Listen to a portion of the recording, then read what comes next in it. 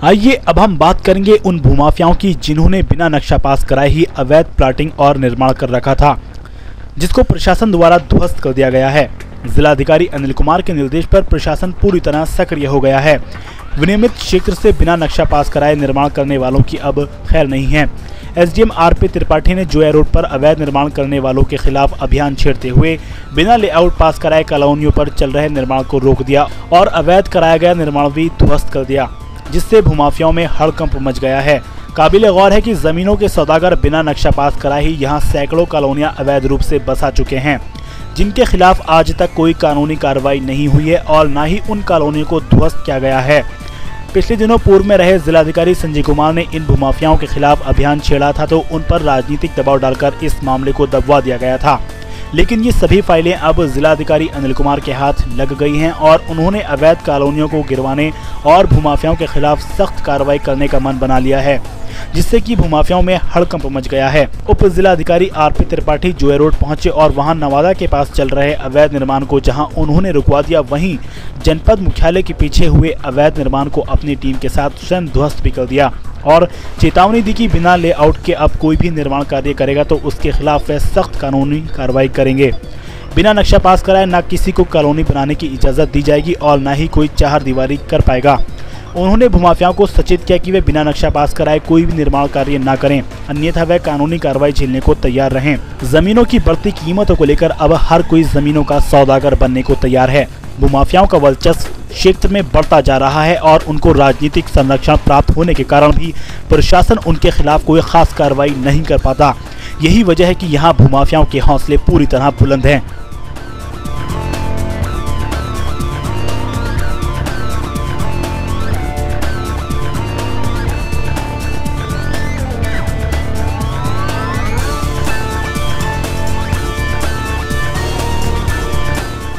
आइए अब हम बात करेंगे उन भूमाफियाओं की जिन्होंने बिना नक्शा पास कराए ही अवैध प्लाटिंग और निर्माण कर रखा था, जिसको प्रशासन द्वारा ध्वस्त कर दिया गया है।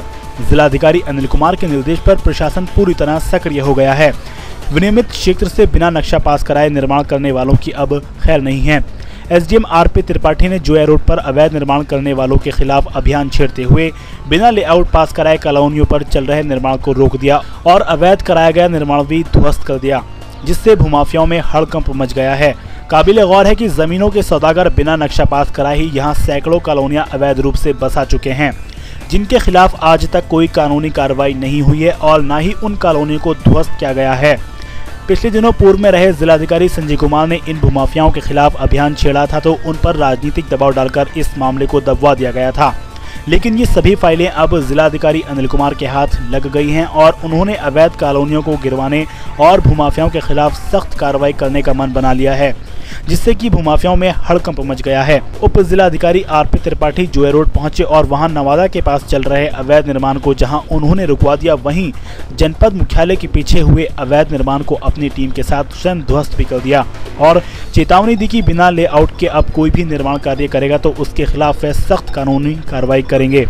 बिना नक्शा पास कराए न किसी को कॉलोनी बनाने की इजाजत दी जाएगी और न ही कोई चार दीवारी कर पाएगा। उन्होंने भूमाफियाओं को सचेत किया कि वे बिना नक्शा पास कराए कोई भी निर्माण कार्य न करें, अन्यथा वे कानूनी कार्रवाई झेलने को तैयार रहें। जमीनों की बढ़ती कीमतों को लेकर अब हर कोई जमीनों का सौदागर बनने को तैयार है। भूमाफियाओं का वर्चस्व क्षेत्र में बढ़ता जा रहा है और उनको राजनीतिक संरक्षण प्राप्त होने के कारण भी प्रशासन उनके खिलाफ कोई खास कार्रवाई नहीं कर पाता। यही वजह है कि यहाँ भूमाफियाओं के हौसले पूरी तरह बुलंद हैं। आज शासन का डंडा ऐसे स्थानों पर चला जहां पर अवैध निर्माण किया गया था। इस बारे में हमने बात की उप जिलाधिकारी आरपी त्रिपाठी जी से। आइए जानते हैं वो क्या कहते हैं। जी, आज शासन द्वारा ऐसे निर्माणों को ध्वस्त किया गया जिनका लेआउट पास नहीं था, नक्शा पास नहीं था, इसके बारे में जानकारी दी। देखिए, शासन की जो निर्देश हैं वो उसमें आरबीओ एक्ट 1958 के प्रावधानों के अनुसार किसी भी अविकसित क्षेत्र में, अविकसित क्षेत्र का तात्पर्य जहाँ खेती आदि होती है, ऐसे क्षेत्रों में बिना विभाजन कराए कोई भी जो है वो विभाजन कराए और स्वीकृत हो जाए वो, उसके बाद ही कोई प्लाटिंग वगैरह उसमें की जा सकती है। और बिना विभाजन कराए यानी लेआउट प्लान स्वीकृत कराए बगैर अगर कोई उसमें खरीद फरोख्त कोई किसी प्लाट करता है तो वो अवैध है, गैर कानूनी है और ऐसा प्लाट अगर कोई क्रय करता है कोई व्यक्ति तो उसका नक्शा यानी भवन अगर वो बनाता है तो उसका नक्शा पास नहीं होगा, स्वीकृत नहीं होगा। सबसे बड़ी बात यह है कि लेआउट प्लान स्वीकृत कराने से एक तो यह है कि जहाँ पर एक विकास सुनियोजित ढंग से होता है वहीं लोगों को नागरिक सुविधाएं भी उपलब्ध होती हैं, क्योंकि अगर स्वीकृत कॉलोनी है लेआउट प्लान के अनुसार तो उसमें नागरिक सुविधाएं जैसे सड़क है और पानी की सुविधा है, जलापूर्ति, बिजली के खंभे आदि हैं, ये सब सुविधाएं उनको नियमों के अनुकूल उनको उपलब्ध कराई जा सकती हैं। जैसा कि शासन का साफ आदेश है कि कोई भी अगर आप निर्माण कर रहे हैं तो उसका पहले लेआउट पास कराना पड़ेगा, नक्शा जो है तहसील से पास कराना पड़ेगा। लेकिन अमरोहा शहर में काफ़ी सारे ऐसे निर्माण हैं इलीगल तौर पर जो बनाए रखे हैं, जिन्होंने अभी तक अपना नक्शा पास नहीं कराया गया है, उनके खिलाफ क्या कार्रवाई की जाएगी?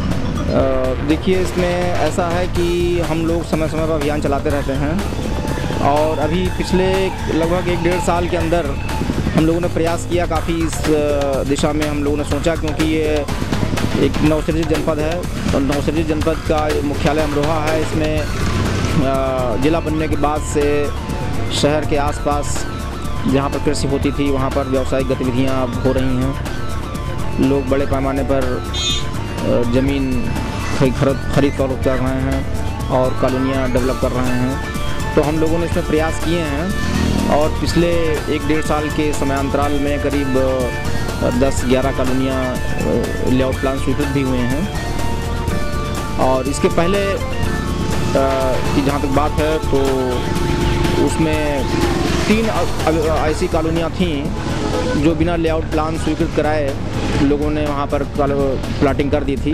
उनका मैटर शासन को रेफ़र किया गया था, शासन से उसकी गाइडलाइंस मिली हैं। उसके क्रम में हम लोगों ने संबंधित कॉलोनी के निवासियों से आवेदन पत्र आमंत्रित किए थे और एक सार्वजनिक सूचना भी समाचार पत्रों में अभी 3-4 महीने पहले छपाई गई थी, मगर अभी तक कोई आवेदन पत्र प्राप्त नहीं हुआ है। यदि कोई आवेदन पत्र निकट भविष्य में प्राप्त होता है तो हम लोग उन कॉलोनियों के रेगुलराइजेशन पर विचार करेंगे और साथ साथ जो अब इस तरह का लोग प्रयास कर रहे हैं अवैध प्लाटिंग करने का, इसको हम लोग सफल नहीं होने देंगे। और हम लोग ये चाहेंगे, कोशिश करेंगे कि ये जो शासन की गाइडलाइंस हैं और जो हमारा आरबीओ एक्ट के प्रावधान हैं उसी के तहत ही लेआउट प्लान स्वीकृत करा करके ही कॉलोनियाँ विकसित हों। आगे चल करके ऐसे मामले और ज़्यादा उत्पन्न ना हो, उसके लिए शासन अपनी ओर से क्या कार्रवाई करने जा रहा है, क्या रणनीति तय कर रहा है इस बारे में? इसके लिए हम लोग समय समय पर निरीक्षण भी करवाते रहते हैं। मैं स्वयं भी निरीक्षण करता रहता हूँ।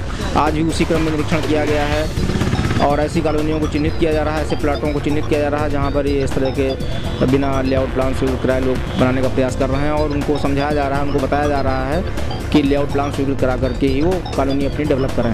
आज आपके समक्ष ये मामला आया जहाँ पर टैंक भी बना हुआ है और काफ़ी सारा निर्माण भी कराया गया। जैसा कि आपने बताया ये पूरा इलीगल था, तो जिन्होंने निर्माण कराया है तो उनके खिलाफ आपकी ओर से क्या कार्रवाई की जाएगी? अब इनको मैंने 1 महीना पहले लगभग आगाह किया था, उसके बाद उन्होंने लेआउट प्लान अपना जमा तो करा दिया है, लेकिन अभी उसमें कई फॉर्मेलिटीज़ पूरी होनी है, जैसे कि अग्निशमन विभाग की एनओसी आनी है, पीडब्ल्यूडी की एनओसी आनी है, स्ट्रक्चरल डिजाइनिंग की एनओसी मुरादाबाद से आती है, इस तरह से एक एनओसी एसएलओ विभाग की भी आती है। तो ये जो अभी तक उसमें एनओसीज़ नहीं आई हैं और इसी के लिए इनको सचेत किया गया है कि अपना एनओसी वगैरह संबंधित विभागों से ये प्राप्त करके और जमा कराएँ और ताकि हम लोग उसको उसकी स्वीकृत करने की कार्रवाई कर सकें और इनकी कॉलोनी रेगुलर हो सके।